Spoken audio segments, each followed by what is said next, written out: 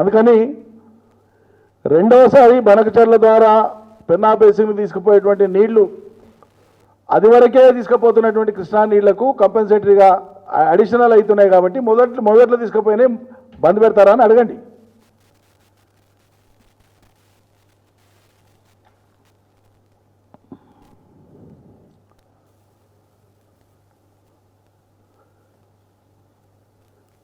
ఇక పచ్చబడుతున్నటువంటి తెలంగాణలో పచ్చబడగొట్టింది ఎవరండి నాకు అర్థం కాదు తెలంగాణను. ఇక ప్రెస్ మీట్లు అయితే కానీ మాట్లాడే మాటలు నేను మళ్ళీ ఉదాహరించాలంటే కూడా మళ్ళీ పునశ్చరణ ఇది పునరుద్ఘాటన చేయాలంటే కూడా నాకే సిగ్గు అనిపిస్తుంది. ఇంతకుముందు చెప్పినట్లు ఎవరైనా మాట్లాడేటువంటి వ్యక్తి ఆ వ్యక్తి యొక్క వ్యక్తిత్వానికి దర్పణం పడుతుంది, కానీ ఆ సీటుకైతే అది శాశ్వతమైనటువంటి ఒక అపప్రదనే కదా. ఆ స్థానంలో ఉండేటువంటి వ్యక్తి ఆ రకమైన భాష మాట్లాడడం ఆ స్థానానికి శాశ్వతంగా ఒక నలుపు ముద్ర వేయడమే, అది బ్లాక్ స్టిగ్మా అంటించడమే. ఎంత నోటికి వస్తే అంత మాట్లాడతాను. ఊరు తీయాల్సి వస్తే నిజంగా మిమ్మల్ని తీయాలి, మీ ప్రభుత్వాన్ని తీయాలి.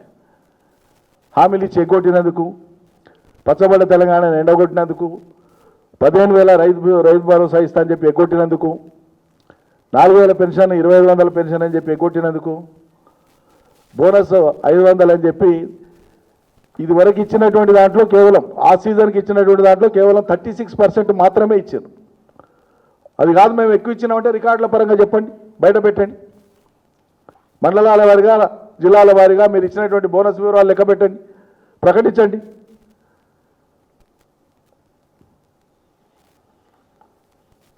రెండు లక్షల ఉద్యోగాలు ఏడాది లోపలనే పూర్తి చేస్తామంటారు. చేయనందుకు మిమ్మల్ని ఉరిదీయాలి, నిరుద్యోగ యువకులు మీ ప్రభుత్వాన్ని ఉరిదీయాలి. విద్యార్థినులకు స్కూటీలు ఇస్తామని మోసం చేసింది, మిమ్మల్నే ఊరిదీస్తారు.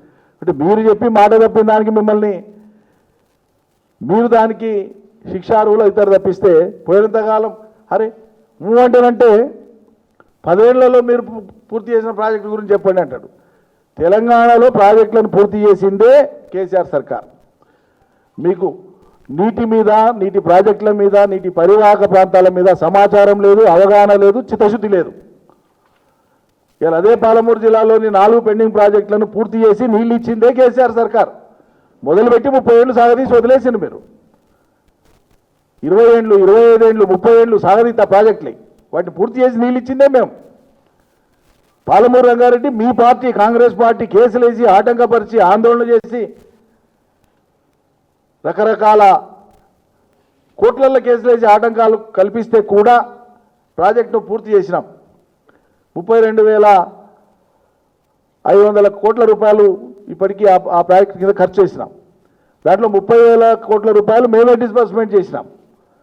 2,500 కోట్లు కూడా పని మేము చేసిన దానికి బిల్లులు మీరు ఇచ్చింది. మొన్న మీరు గొప్పగా పనిచేసింది కూడా ఏం లేదు ఇప్పటికీ. దాని మీద చేసిందే మేము కదా, మొత్తం కంప్లీట్ అయిపోయింది. మిగిలినటువంటి పని చేసింటే ఇప్పటికి నీళ్ళు వచ్చేది. ఇక మిగిలిన పని చేయడానికే ఒక్కనాడు కూడా తీరిక దొరకలేదా ముఖ్యమంత్రికి? 18 నెలల కాలంలో పాలమూరు రంగారెడ్డి మీద 1 ఇంచు పని చేసిండా? దాని మీద ఎందుకు చేయలే మరి? ఒక క్షణం తీరిక దొరకలేదా ఇప్పటి వరకు పాలమూరు రంగారెడ్డి మీద?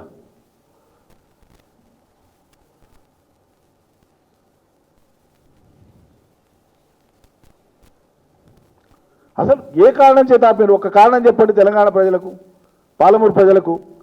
18 నెలలు అయింది కదా మీరు వచ్చి, మొత్తం స్టేట్ మీడియాను వెంబడి తీసుకొని వచ్చి ఏ రిజర్వాయరు, ఏ పంప్ హౌజు, ఏ సర్జిపూలు, ఏ టనలు, ఏ కెనాలు, ఎంత అయింది ఎంత కాలేదు మొత్తం మీడియా సాక్షిగా ప్రజల ముందు పెట్టి మిగిలిన పని ఏంది అది ఎప్పటి లోపల అయితే మీరు సమీక్ష చేసి ప్రకటించలేదు ఎందుకో? ఏ ఒక్క కారణం చెప్పండి ఎందుకు ఆపినరో మీరు? అది అట్లా ఉండగా తీసేసి ఆగమేఘాల మీద ఓ లిఫ్ట్ ఇరిగేషన్ అని మీరు పెట్టుకున్నారు. నీళ్లు లేని కాడ తీసుకుపోయేది. భవిష్యత్తు ఏమవుతుందో చూద్దాం, ప్రశ్నార్థకం అది.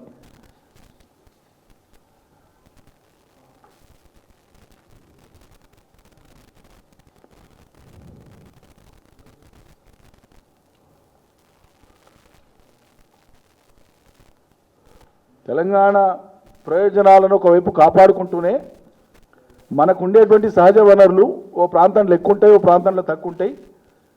ఇది ఒక దేశం కాబట్టి దేశంలోని ఇతర ప్రాంతాల అవసరాలను కూడా చూడడం మానవీయ ధర్మం. అందుకోసమే ఎండిన ఒకనాడు పండని కరువు కాటకాలతో అల్లాడిన కరువుకు గురైన క్షామానికి గురైనటువంటి ఈ ప్రాంత అవసరాలు తీర్చినాక తప్పకుండా ఇతర ప్రాంతాలకు కూడా మనకు కాగా మిగిలిన నీళ్లు వాళ్ళకు పోయే విధంగా మనం కూడా సహకరిద్దామని చెప్పినాం. ఆనాడు చెప్పినాం, ఇవాళ చెప్తున్నాం.